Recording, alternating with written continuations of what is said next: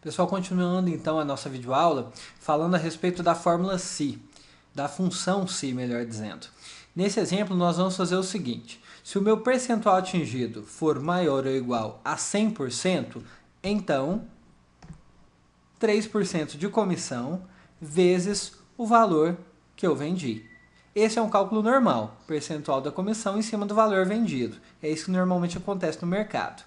Se eu tivesse apenas duas faixas de comissões, eu poderia optar apenas por fazer o seguinte: caso contrário, que é esse segundo ponto e vírgula, 2% em cima do que eu vendi.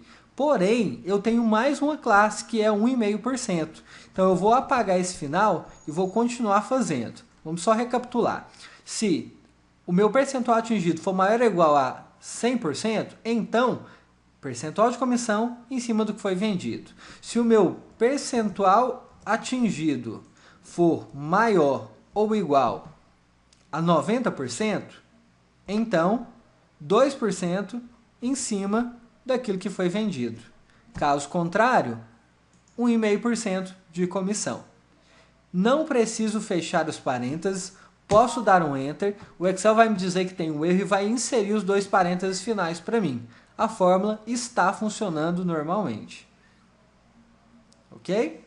Só que aqui é importante para que quando eu descer a fórmula, vou fazer para você ver, quando eu descer a fórmula, ela não gere erro, para que não tenha problemas, não me gere valores inconstantes, e até uma dica que eu te dou: acabou de criar a fórmula, testa, abre a fórmula, pressiona F2 dentro da célula que contém a fórmula, ou clica duas vezes nessa célula, que ela vai abrir e vai te mostrar aonde você está pegando as informações. Você pode ver que toda aquela coloração que antes estava aqui em cima, indicando que era aqui que a célula estava fazendo referência, toda ela foi descendo aqui para baixo, ou seja, à medida que eu fui descendo as informações, as minhas seleções foram descendo junto, o que vai me gerar um valor errôneo.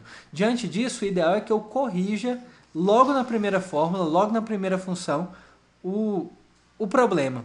Como que eu faço isso? Eu identifico o que precisa ser travado, ou seja, independente da célula, tudo que fizer referência a essas linhas tem que descer junto, ou seja, a seleção tem que se manter.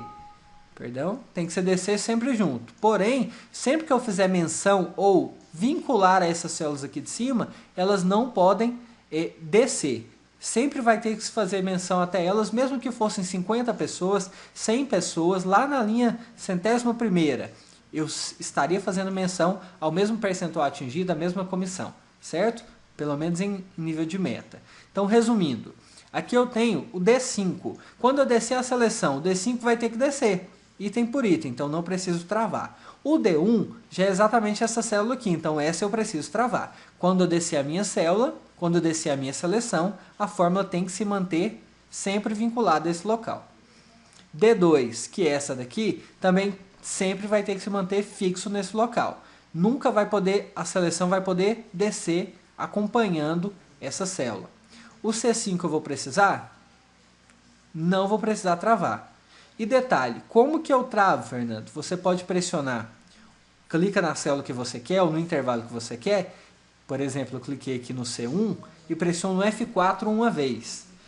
Na verdade, ele vai inserir dois cifrões, um à frente da coluna e um à frente da linha. Se eu pressionar o F4 mais uma vez, ele trava apenas a linha, não mais a coluna. Mais uma vez eu pressiono F4, ele trava a coluna e não a linha. Mais uma vez eu pressiono F4, ele destrava os dois. Se eu quiser travar ambos, coluna e linha, F4 mais uma vez. Isso é o ideal, porque nesse exemplo, quando a gente desce, arrasta, que é a fórmula que eu acabei de criar, a minha seleção, todas as vezes que eu fizer menção a esse local, ele vai se manter sempre aqui, ele não vai descer com a seleção.